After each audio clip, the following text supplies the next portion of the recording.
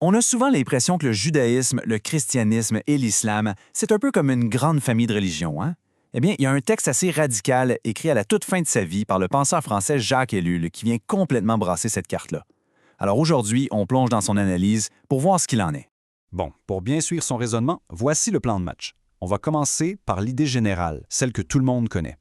Ensuite, on va décortiquer un par un les trois arguments principaux, les fameux piliers sur lesquels cette idée repose. Et on terminera avec la conclusion, disons, assez percutante du texte. La source qu'on explore, c'est un manuscrit qui s'appelle Islam et judéo-christianisme. Ce qui est particulier, c'est qu'il a été publié après la mort d'Ellul. Sa propre famille le décrit comme une sorte de testament urgent, comme si c'était une réflexion qu'il devait absolument partager avec le monde avant de partir. Alors, pour bien des gens, le lien entre ces trois religions, ça repose sur un socle commun, sur des fondations solides. Jacques Ellul, lui, il appelle ça les trois piliers du conformisme. Pourquoi? Parce qu'il trouve qu'on accepte souvent ces idées sans vraiment les crever. Donc voilà les trois affirmations qui semblent tout lier ensemble. À première vue, ça a l'air solide, ça se tient. Mais pour Ellul, c'est justement là qu'il faut commencer à poser des questions. Alors allons-y avec le premier pilier. Bon, est-ce qu'ils sont tous descendants d'Abraham? La réponse simple, c'est oui. Mais la question qu'Ellul trouve beaucoup plus intéressante, c'est est-ce qu'une lignée de sang commune veut dire automatiquement un héritage spirituel commun? L'idée de base de ce premier pilier, elle est toute simple. Les Juifs, les chrétiens et les musulmans seraient tous des sortes de cousins spirituels, parce qu'ils partagent le même ancêtre, Abraham. Pour aller au fond des choses, Ellul retourne directement au texte biblique. Et là, il souligne une distinction qui est, pour lui, cruciale. Les promesses qui sont faites aux deux fils d'Abraham, Ismaël et Isaac, sont pas du tout de même nature. D'un côté, pour Ismaël, la promesse est terrestre, disons séculière, une grande descendance, du pouvoir, mais aussi du conflit.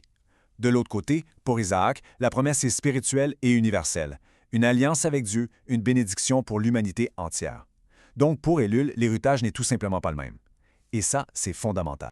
Et voilà la phrase qui, selon Ellul, vient tout clarifier. La véritable descendance d'Abraham, ce n'est pas une question de génétique, c'est une question de foi et d'action qui ressemble à celle d'Abraham. Autrement dit, ce qui compte, c'est l'héritage spirituel, pas juste l'arbre généalogique. L'argument de l'ancêtre commun, selon lui, ne tient donc pas la route. OK, passons au deuxième pilier. Et celui-là, c'est peut-être le plus important, la croyance en un seul Dieu. Mais la vraie question, c'est, croire en un seul Dieu, est-ce que ça veut dire croire au même Dieu?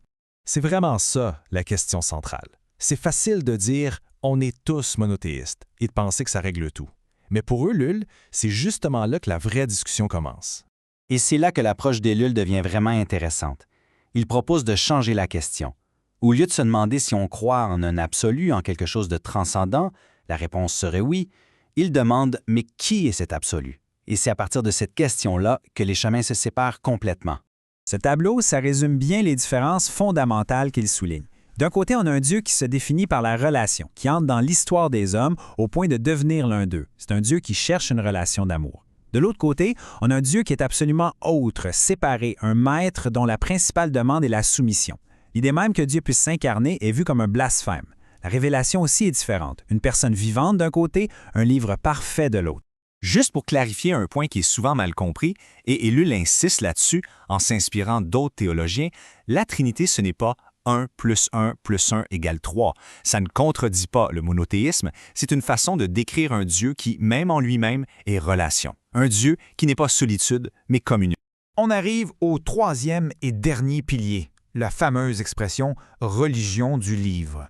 Encore une fois, ce qui a l'air d'unir, eh bien, ça cache une divergence d'interprétation assez profonde. Quand un chrétien ou un juif entend ça, il pense à une sorte de fraternité, à un héritage commun autour d'un texte. Mais dans la théologie islamique, l'expression « les gens du livre », c'est en fait un terme technique. Ça désigne une catégorie légale de citoyens non musulmans qui ont un statut particulier parce qu'ils ont eu une révélation avant, mais une révélation qui est vue comme ayant été corrompue. Ce n'est donc pas vraiment un terme qui parle d'un partenariat entre égaux. La relation entre les textes n'est donc pas une suite, mais une hiérarchie. Dans la perspective islamique, le Coran ne continue pas la Bible, il vient la corriger et la remplacer. Les prophètes de la Bible, comme Abraham ou Jésus, sont vus comme des prophètes musulmans, qui prêchaient déjà l'islam. L'histoire n'est donc pas une progression, mais plutôt une sorte de restauration de la vérité originelle qui aurait été perdue ou falsifiée. Alors, une fois qu'on a démonté ces trois piliers un par un, la conclusion d'Ellul devient pas mal claire. On ne parle pas de petites variations sur un même air de musique, mais bien de deux univers théologiques complètement distincts. Cette citation-là, elle vient de la préface du livre et elle résume tout le paradoxe de façon assez géniale.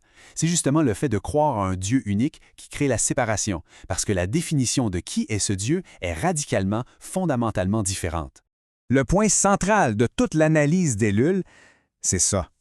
Les désaccords sur l'héritage d'Abraham, sur la nature de Dieu, sur la place des Écritures, ce ne sont pas des détails pour théologiens. Ça touche au cœur même de chaque foi et ça construit des visions du monde, de l'être humain et de Dieu qui sont non seulement distinctes, mais peut-être même irréconciliables. Et c'est important de se rappeler le contexte. Quand Hillel écrit ça, il ne fait pas juste un exercice académique. Il sent qu'il y a une urgence à clarifier ce qu'il voit comme une grosse confusion, une simplification un peu dangereuse de réalités qui sont, en fait, très complexes. Et ça, c'est la question avec laquelle on reste. Si l'analyse d'Ellul tient la route, si les fondations de ces visions du monde sont vraiment aussi différentes sur le plan théologique, qu'est-ce que ça implique pour le dialogue, pour la coexistence dans le monde d'aujourd'hui?